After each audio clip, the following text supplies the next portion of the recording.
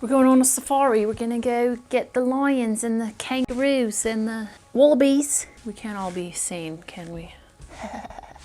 Hey guys, welcome back. Thank you so much for joining me today. This is Philosophy.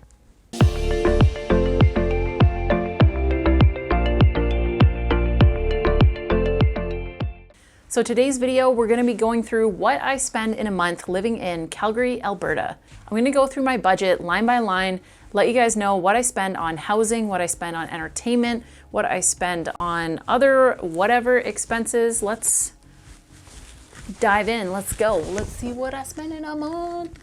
I really like these videos. It's really cool to see what people are spending in different cities in the world. So first things first, my budget every month for living in Calgary is $3,670. Out of pocket, I pay for about $2,200 of those expenses. The other amounts that I have coming in come from rent from my partner as well as my mom. They both live in the properties that I own. Also, I split groceries and other split expenses with my spouse, so he pays for a portion of those as well. So although my monthly budget is $3,670, in 2021, my average monthly spending was actually over $5,000 a month. Yeah, that's quite a bit. It's quite a bit over what my budget is, but here are a few disclaimers. So last year, 2021, I ended up purchasing 2 properties. I furnished both of them, and I also spent a bit of money in updating them, paint, and a few small renovation type of items. I also lowered my budget significantly for 2022 because I am currently not working and I don't have the same kind of disposable income that I had last year. So I wanted to kind of tighten the budget a little bit. So that is why the monthly amount is quite a bit lower than my average spend in 2021. So let's kick it off with my mortgage, condo fees, and property tax for the 2 condos that I own. My mortgage for both properties is just over $1,000. It's $1,056 every month. The condo fees that I pay at both properties is really close to what I pay in my mortgage, and that equates to $997 a month. For those of you who don't own condominiums or are kind of curious about what is involved in the condo fee, it pretty much includes the building insurance, the property maintenance, all of the kind of day-to-day things that you would pay for if you owned your own property.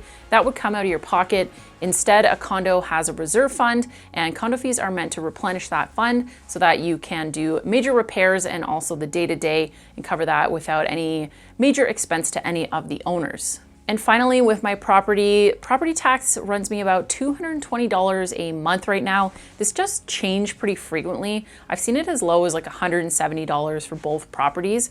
For internet in my current property and also my second property, that runs me about $162 a month. For car insurance, I pay $90 a month.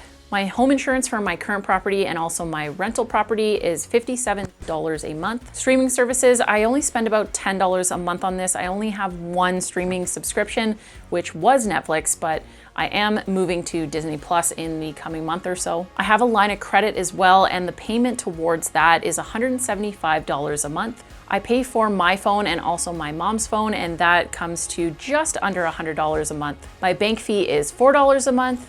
Electricity in both properties runs me right around $100 every month. And then for food and entertainment and gas, I kind of clump this all together into one category, and I spend right around $700 a month on this. You can see that my budget does not include travel. This is a pretty good estimate of my recurring monthly expenses. I did not include any of my annual expenses that show up like once every few months. But what I'm going to be doing is in my next video, I'm going to go through my expenses for all of 2021, break it down by every single category, because last year I think I spent over $60,000. And of course that amount doesn't include the amounts that I get for rent from my mom and my spouse.